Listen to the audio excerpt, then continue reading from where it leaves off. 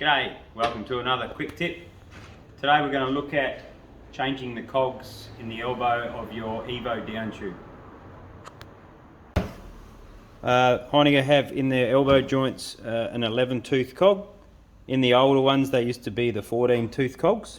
So you may see some older versions and some even with red cogs. They were some of the early version of the zinc spring coloured down tubes. But we've got the 11 tooth ones today, so we'll just show you how to do it. All you need is a couple of tools, nothing major. Vice grips, we'll just undo the ferrule. Now for those that don't know, just hold it down and give it a twist, just to loosen it up.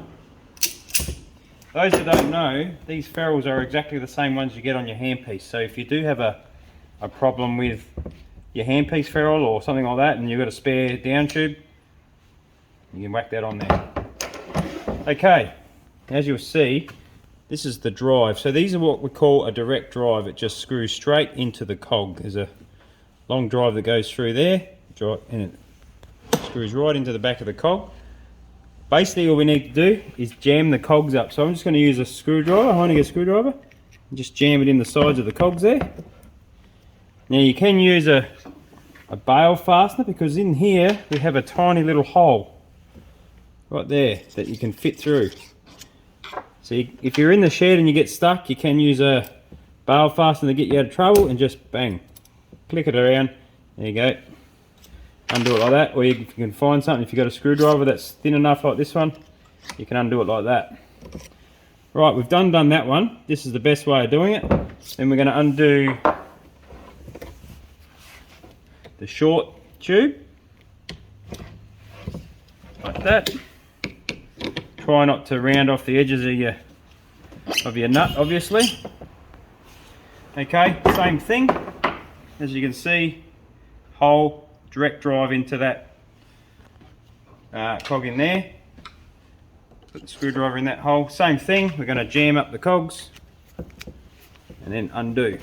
There we go. Pretty simple. Now you can just hold the cog now and just spin that off. One, there we go, pretty simple. And then we can hold this one and undo that cog, just like that, and then that'll slide off in a sec. There we go, there we go, we have the cog. If you want, you can check your bearings while you're going. You can use the end of that drive, put it in and just check, give it a spin, give it a wobble. If it's got a lot of play or if it feels crunchy, your bearing's pretty well buggered. Same with that one. These ones feel really good, no play, so they're right to go. So basically everything in reverse. So we're going to put our cog in first. As you can see, these ones are actually, I'll get a bit of a close-up on them. They're actually starting to get quite worn, so we're probably going to replace these anyway. Notice the gaps between each tooth, probably bigger, a fair bit bigger than when you buy them new. So I'll replace them, but just for the demonstration, we'll whack these back in. So we put one of the cogs in the back joint there. Get your drive, put it on the cog, give it a spin. There we go, and we can start doing him up like that. Same thing on this side. Put the cog in, slide it down in there, screw it up like that. Jam your screwdriver in there, in the hole, give it a little tweak up. One there, one there. Now it's nice and tight. Screw the ferrule back down properly. Make sure we do that, because a lot of times people forget that, and then you'll find you'll have a lot of vibration when you're shearing because your ferrule is actually not even connected. So that, we'll do that up tight, tish, not overdoing it, just like that.